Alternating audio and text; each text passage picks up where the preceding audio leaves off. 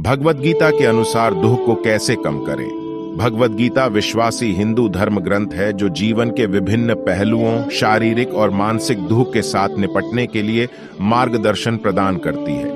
यहाँ भगवद गीता के उपदेशों के अनुसार निम्नलिखित तरीकों से दुख को कम किया जा सकता है। दुख की प्रकृति को समझें। भगवद गीता यह सिखाती है कि दुख और पीड़ा जीवन का एक स्वाभाविक हिस्सा है। दुख अस्थायी होता है और यह शरीर और बाह्य दुनिया के संघर्ष से उत्पन्न होता है। दुख के अस्थायी स्वरूप को समझकर आप प्रतिरोधशीलता और एक व्यापक दृष्टिकोण विकसित कर सकते हैं। स्वयं नियंत्रण का अभ्यास करें।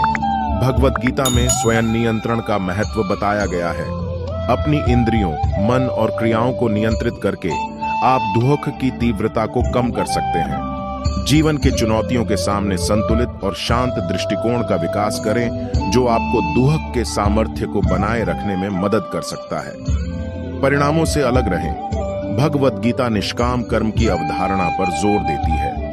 अपने कर्तव्यों और क्रियाओं का पालन करने पर ध्यान केंद्रित करें और परिणामों के प्रति अत्यधिक आसक्त न हो। आकांक्षाओं और इच्छाओं से मुक्त होकर आप भावनात्मक दुख को कम कर सकते हैं और अंतर्मन की शांति का आनंद ले सकते हैं।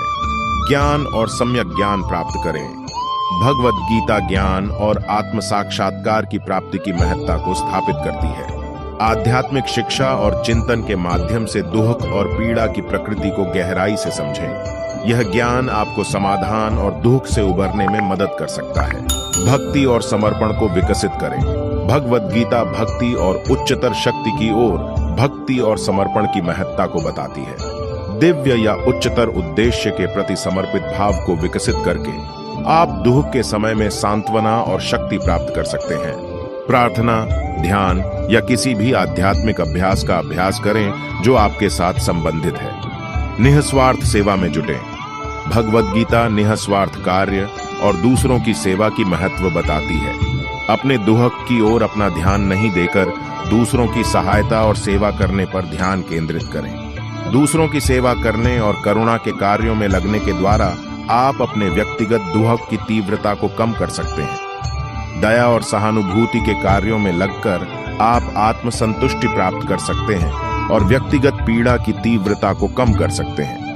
ध्यान दें, भगवद गीता दुख और पीड़ा से निपटने के लिए मार्गदर्शन प्रदान करती है, लेकिन इन उपदेशों का अनुवाद और अनुप्रयोग व्यक्ति से व्यक्ति अलग अलग हो सकते हैं। अपने जीवन में इनका आचरण करने के लिए अपनी खुद की समझ और संबंध खोजना महत्वपूर्ण है।